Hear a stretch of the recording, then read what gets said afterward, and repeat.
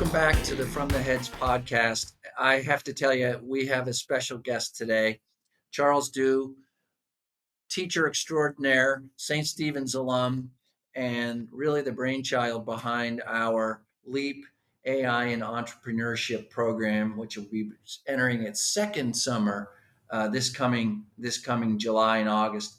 And Charles, I want to thank you for coming. Thank you, Peter. It's my honor. I don't think I've earned rights, but we'll make the most out of it. Well, Charles, when you think back to your formal academic training, both at St. Stephen's and at Boston College, and then also your job based education at places like Apple, what stands out to you that's really kind of prepared you for the success you've had at a very young age? Thank you. I think a common theme that is shared across these three places that you mentioned is a steep learning curve. And I think I'll start with Apple. Working at Apple, everybody's smart, everybody works hard. And what separates really great people, people who excelled, was this. There are many things, but there's this thing stands out to me. It's called the imaginative intelligence at Apple. So to share a quick story at Apple, Apple is a big company, over $3 trillion market cap, but it manages resources very well, very lean, minimal inventory. So when we needed to do some localized forecasting in 2015, I think it was taking our algorithm from Cupertino to localize it for Shanghai. And many teams tried it. We tried to be very smart. We tell the machine exactly what to do, to dial in the variables, and it all failed. So we were all very frustrated, and I had to take a step back and use my pattern recognition skills and apply a few skills I learned in my econometrics class actually at Boston College, and experiment with new skills I have to teach myself in machine learning, and voila, we have a data-driven model, and machine kind of learned it by itself, and it's still used today.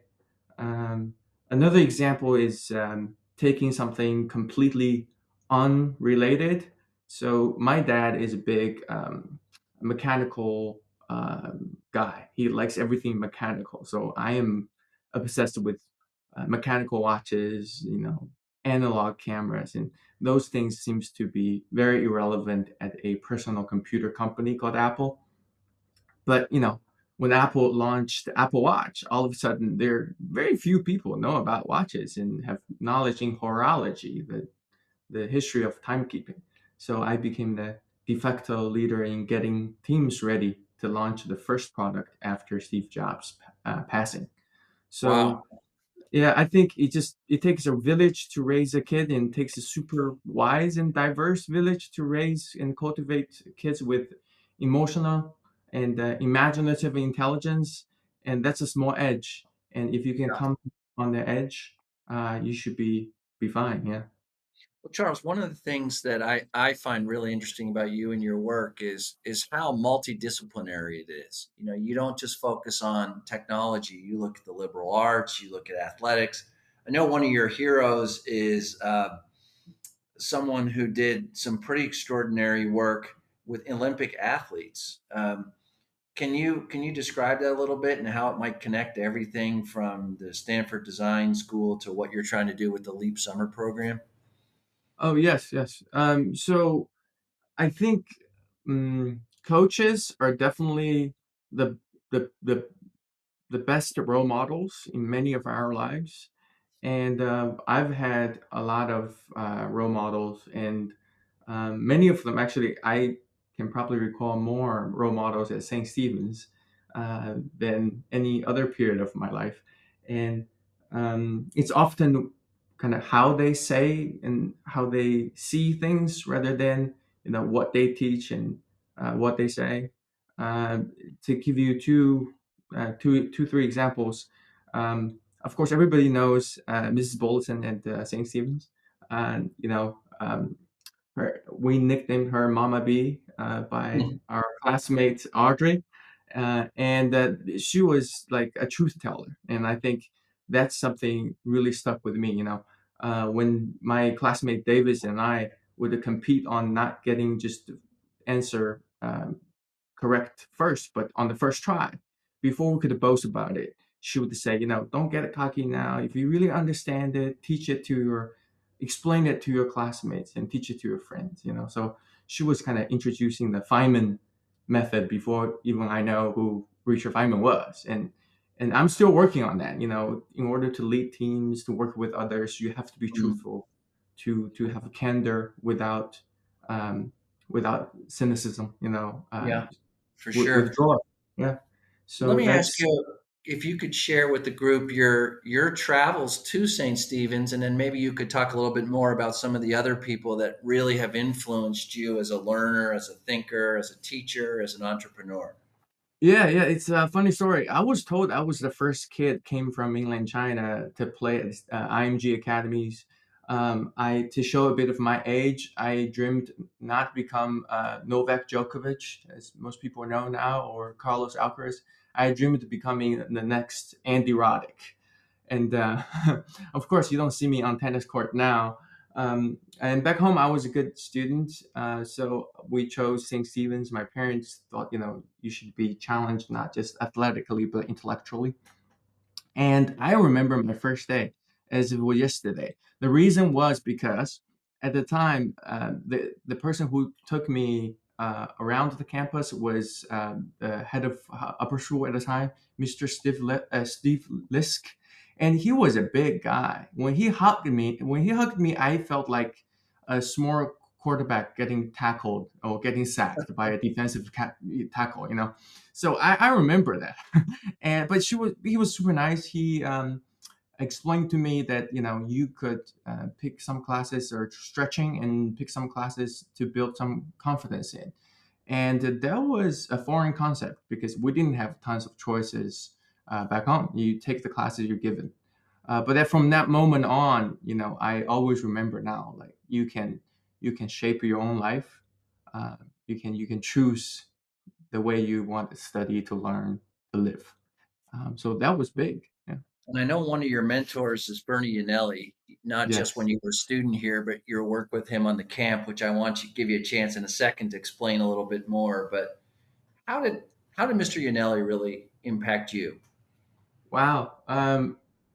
Don't know where to begin. I think he's impacted so many hundreds of people. I just use this example. Most people know Muhammad Ali, but without his corner man, the legendary Angelo Dundee, there will be very different. I mean, maybe there will be no Muhammad Ali, and I see Mr. Ali as uh, the best cornerman, the best coach, because he always sees potential in others, particularly in his students.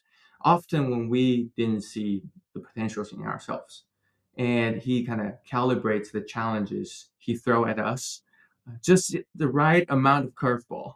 So without pushing us over. And he has all these meetings and all of his students and friends knows, there's never a dull moment at a Starbucks near you, in his car, in his classroom after school is closed. And just the sheer density of information he's shooting at you, Yeah, gets you thinking, as your mind is running 100 miles an hour with him. So when I had to learn the concept of the Greek concept of eudaimonia, right? The good life at Boston College. I didn't need a definition because Mr. Yanelli embodied that. And he in my phone book his nickname is Mad, my American dad. so so yeah, his impact is very obvious yeah. around. Yeah. Anybody that knows Mr. Yanelli knows the truth of what you just said there, Charles. Let's talk about the camp itself. I keep saying LEAP, but a lot of people wonder, well, what does that acronym even stand for? And what age students are involved, what are the types of things they're doing, and ultimately, what are you hoping the impact of your program will be? Oh, yeah. Okay. Great. So LEAP is our signature program. We launched it last year. Stands for liberal arts, entrepreneurship, AI, and problem solving. So it's a lot of things. together, and it's heavily influenced and inspired by my one of my heroes, Tony Fadell. So Tony Fadell was the father of iPod, iPhone, Nest smart homes, and he's now advising 200 plus startups. And what we want to do is to have students spend the 2 weeks, um, discover a problem they're very passionate about, and use AI to assist them to find solutions, test the solutions, iterate, pivot, and bring the solution to market. We'll simulate bringing the solution to market on our final day, demo day. So, but you heard it right. It's 10 days. It's not 10 months or 2 semesters. So an example I want to give is the three girls we had last year from the first batch, Olivia, Rishma, and Sophia. Shout out to them. So none of these three young ladies had a lot of STEM background or STEAM background, but they were curious, so they were the early adopters. They came to the camp. So in just 5 days, not 5 weeks, again, 5 months, they built a fully functional mentor matching app that could be deployed on Google's platform. So in reality, they still have a long way to go, of course. They pivoted 3 times in a single week, but they worked so well together. No ego, all collaboration, and they use AI to design user experience, the app, logos, help them with the pitch deck, and the most important thing is that they use this to build something for themselves. They Yeah. feel like they need more mentorship, and the solution for oneself is the heart of entrepreneurship. So I think they took away quite a bit, and we're so proud of their kind of growth, and Yeah. seeing their parents' reaction on our demo day, kind of brought tears to our joy, so to speak. That's why we're motivated to bring it back for the second year. Well, Charles, one of the things that, and I'd remind everybody that in the text of this email that you can click on to listen to the podcast, there's a lot more information about the camp. One of the things that you've done, I think, as well as anybody I've seen, is work with local leaders and business leaders and entrepreneurs to really tap into their law knowledge. That might be the influence of Mr. Yanelli on you. Could you talk about two things? Your work with local leaders, business leaders like Mr. Rex Jensen, and then in taking that next step, how you envision taking this summer program and driving it into the curriculum at St. Stephen's during the regular year. I know that's something that you are really passionate about, as am I. So, how does someone like Mr. Jensen, and obviously an extraordinarily influential and successful businessman, how does his model fit into the work that you're doing? And then how might it fit into some of the work that he and others in this community are doing in terms of our regular curriculum? Right. We're so incredibly fortunate and grateful that we have a lot of support for local entrepreneurs, and especially Mr. Rex Jensen. Um, contributed so much early on to our Leap Camp and the upcoming all year long program. So one of our mantra is to draw strength from our differences. And last year we had entrepreneurs sharing their journey in fashion, in marketing, real estate, software development, engineering, just about anything you can think of. And we noticed something fascinating is that during the second week, when the students are learning how to bring their business to the world, practicing their business pitches, they ask very interesting questions. They ask like, how do you calculate the risk? How do you protect your business moat? Quite deep questions. So that validated our hypothesis that uh, as a team at Leap, we know design thinking, we know AI, we know technology, but we don't pretend to have all the answers, and we don't cover a fraction of the domain that is out there. Um, so we need local communities, local successes to come in. It's my personal belief that students need influencers and heroes in their lives outside of YouTube, outside of famous billionaires. There are a lot of local successes and a lot more accessible uh, wisdoms that we can help bridge. So I believe that going forward, we can really fulfill the needs where local businesses are probably looking for tangible recognitions and meaningful ways to give back, while the students are seeking more perspectives and what's really out there, and we can bridge this too. And we're doing that with a couple of things for the full year program. Our model Yeah. is, yeah, all students have some exposure, and some students will really challenge themselves and go further. Yeah. Well, let's talk about that. And I want to start by having you share a little bit about what led you to start to think about working with young people. And as a teacher, I hope that even though they can't see you, this might make you blush, but you are as talented a young teacher as I've seen in a long, long time. And I do believe a lot of that is your liberal arts background that you're able to combine from a variety of areas. But what led you to start to think about doing this kind of work, both in the summer and then potentially as an asynchronous program at St. Stephen's? And then tell us, I know it's still very much in process, but tell us a little bit about what that program might look like eventually. Okay. So thank you for the compliment. Um, I think we ask ourselves that question, the why question, a lot and often. And of course, we examine it from many perspectives, like our unique value proposition, our talent, and community impact, and so on and so forth. But the strongest answers we always keep coming back is that if we don't do it, we don't see many other people do it the right way. um, you know, for young people to truly understand, the world is their oyster. And with the generative AI, they can bring ideas to reality in, minutes, not days or, weeks. And even though no technology is without its fault, it, for us, we don't want to pass up this opportunity and have somebody else do it. Mm, And we believe our community oriented approach is fundamentally different from big tech, where people in a room, very smart people in a room, come up with something to push it down and sell it with a B2B approach. We believe in co create, right? We come to schools, we come to students, we come to parents. What do you want your kids to learn that is not taught? As students, what's interesting to you? What gives you strong agency? And we create that with them. So to talk a little bit about what the all year will look like, we're inspired by a lot of tried and true method, and we're inspired by games actually.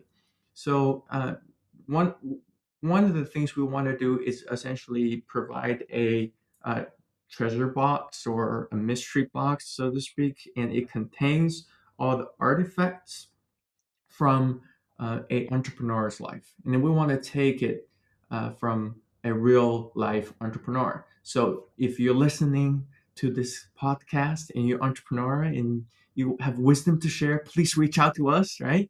And let us digitize aspects of your life. And then students will go through real world inspired challenges like, calculating, navigating a short burning cash runway, hiring someone, negotiate a deal, and pivoting their business ideas, things like this. And that will unlock the next treasure box for them. yeah. So that's a type of interactive experience we want to build for the student. That's actually what the large language model AIs are built for. Well, Charles, one of the things that really strikes me, and again, I happened to watch you and the teams very closely last summer, is that AI is everybody's buzzword, but really what you're talking about is the foundational knowledge in the liberal arts, in problem solving, in design thinking, in presentation, in writing, and then using AI as a part of the larger whole as a tool. So, my question for you really is this summer program, and again, there's more information in the text of the body that I of this email, but so why should a kid do this? What's in it for them? And then if a student did it last summer, is it something they can do again? Or is it really something that is more of the same? Yes, that's two great questions. So, for the first question, why they should do this program, I would quote two kids from last summer. One kid said, "This is what I imagine a high-level college course will look like," and we're flatter. It's interactive, challenging, hands-on. And the actual college kid who attended our summer says, no, no, no, this is better, Hayes. This is more interactive, and we still have a lot of lectures and problem sets. And this is a lot more rewarding. So, to take it from our students from the last year, we want to make sure that this is the experience that you couldn't have anywhere else. Mm, And it's not meant for the faint at heart. I have to say, it's intense, and it has a lot of information. But we encourage students to come try it out. And the main thing I think for here is that you get to taste of a real world innovation cycles. How small teams run the most challenging project at big companies, but you don't have to wait until you're 25 to get hired by Google or Apple to try it out. And you can try it out today. And for returning students, I would say um, design thinking, entrepreneurship, using cutting edge tools is just like a muscle.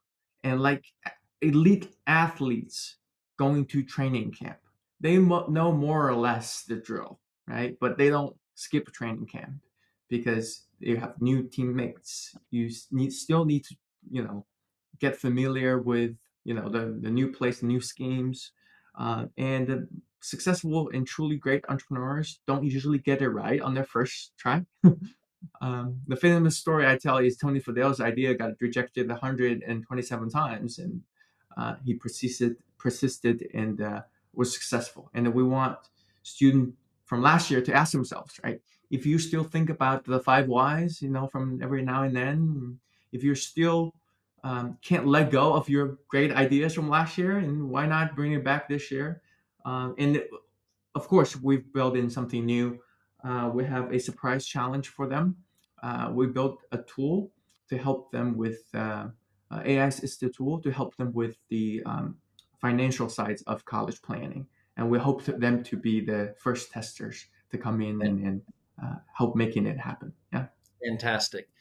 Charles, my takeaway both from what you said and from what I saw last summer is this really is in many ways a training ground to get kids ready for college and beyond. When my own daughter went to college, one of the things I realized is that the difference in college today versus even 10 years ago, let alone when I was in school, is so radically different. And I can tell you, I would have voted with my feet in my pocketbook to send her to this program if I could have.